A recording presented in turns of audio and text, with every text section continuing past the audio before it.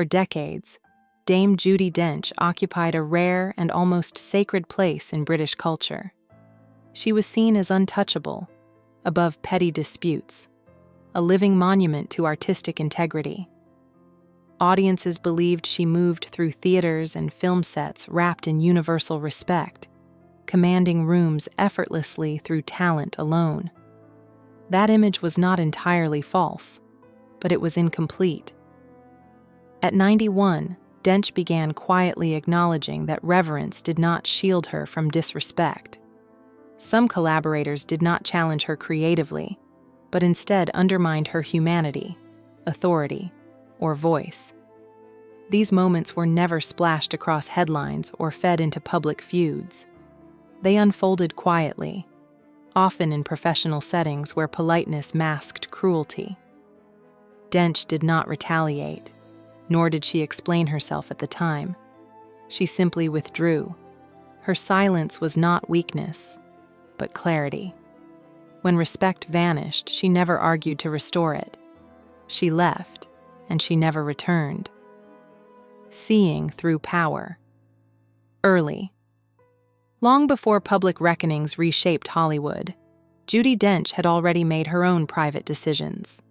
In the early 2000s, during an awards season meeting with producer Harvey Weinstein, Dench questioned why her campaign narrative focused on fragility and age instead of authority and craft. The response she received was chilling in its casual dismissal.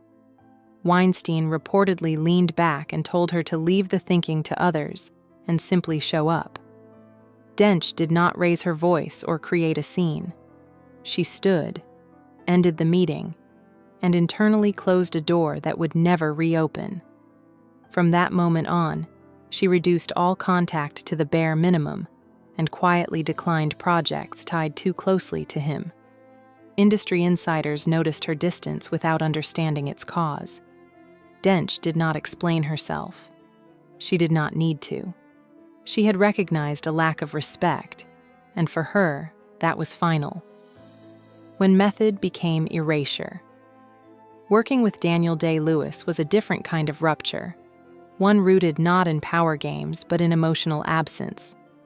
Dench encountered a devotion to method acting that crossed into something colder, something that erased basic human exchange. On set, Day-Lewis reportedly avoided eye contact, refused casual acknowledgement, and ignored attempts to discuss scenes as colleagues. Dench, known for her collaborative spirit, tried repeatedly to engage. At one point, she calmly reminded him that she was speaking as herself, not as a character. The silence that followed spoke volumes. Later, Dench summarized the experience with devastating restraint, saying she found it difficult when people refused to acknowledge you as a human being. There was no public criticism, no dramatic fallout. There was only a quiet line drawn. She never worked with him again, and she never explained why. A clash of generations. Her break with Kenneth Branagh unfolded in a more public space but ended just as quietly. During rehearsals for a Shakespeare production, at a time when Branagh's fame and confidence were surging, he openly dismissed Dench's interpretation in front of cast and crew. The implication was clear. Her disciplined, text-centered approach belonged to an older era. The room felt the shift immediately. This was not debate. It was diminishment. Dench did not argue or defend herself. She finished the work professionally and withdrew without drama. There were no interviews, no retaliatory remarks, no whispered campaigns. She simply did not return to the collaboration. The absence spoke louder than protest ever could. For Dench, respect was not something to negotiate publicly. If it disappeared, she removed herself. Her career was too long, her identity too secure to fight for space she already knew she deserved. When wit turned into wound, perhaps the most painful fracture came with Maggie Smith, an actress often portrayed as Dench's theatrical counterpart and equal. Their relationship was built on mutual respect, shared history, and a deep understanding of the stage. During a tense rehearsal, Smith made a sharp remark, suggesting that if Dench wanted to direct the play, she should simply say so. In another context, it might have passed as dry wit. In that room, it landed as accusation. The air froze. What was lost in that moment was not professionalism, but trust. The friendship never fully recovered. Publicly, both women remained gracious, praising each other's talent and delivering flawless performances. Privately, something essential had closed. Dench did not confront or explain. She mourned the loss quietly and moved forward. Some distances, once created, are not meant to be crossed again. Humor that missed the mark. Not every rupture came from towering figures of classical theater. Sometimes it was humor that cut too close. During a project with Steve Coogan, Dench reportedly asked careful questions about emotional structure and narrative intention. These were brushed aside repeatedly, framed as overthinking. Then came a joke during a table read, suggesting her approach was too serious, and followed by a rewrite proposal to trim her monologue because the project needed less lecture. Dench did not respond with anger. She closed her folder, withdrew from the discussion, and slowly from the project itself. Those present noticed the shift, but misunderstood it. It was not wounded pride. It was recognition. When her seriousness was treated as a flaw rather than a strength, she chose distance.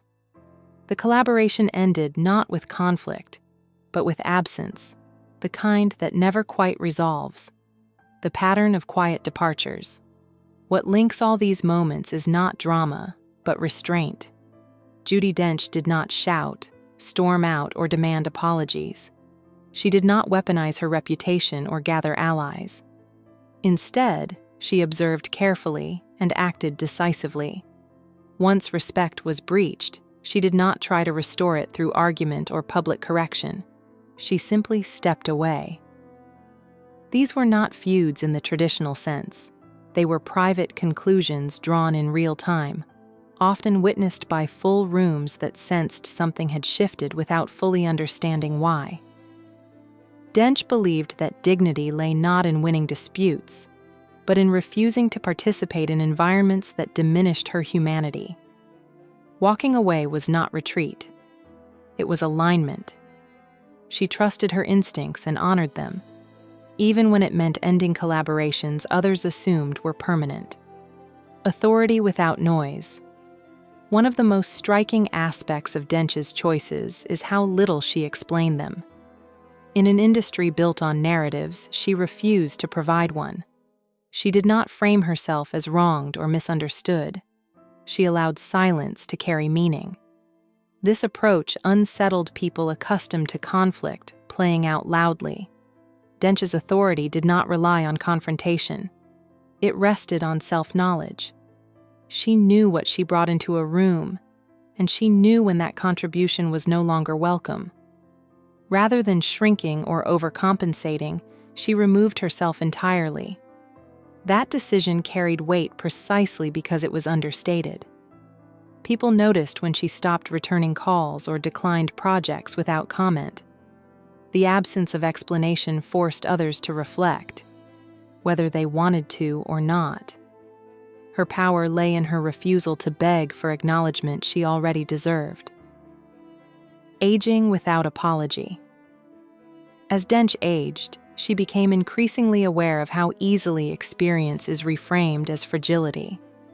The meeting that ended her trust in Weinstein was not an isolated moment, but part of a larger pattern where age was used to soften, minimize, or redirect her authority.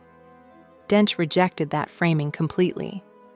She did not accept narratives that positioned her as delicate rather than formidable. When collaborators leaned into that perspective, she disengaged. At 91, she has spoken gently but firmly about these experiences, not to shame others, but to clarify herself. She does not recount these moments with bitterness. There is no desire to reopen wounds. Instead, there is precision. She names what happened and why it mattered. Her reflections are not confessions. They are corrections, restoring truth to an image that was always incomplete. Leaving without regret. The most telling detail in all these stories is what Dench did not feel. She did not regret walking away. She did not revisit decisions with doubt. Once she recognized disrespect, the matter was settled. That certainty comes only from a life lived with deep internal alignment. Dench never fought to reclaim rooms that no longer honored her presence.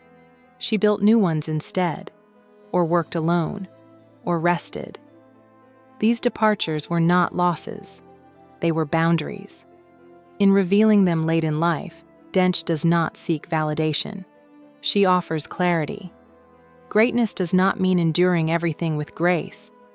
Sometimes it means knowing when grace requires departure.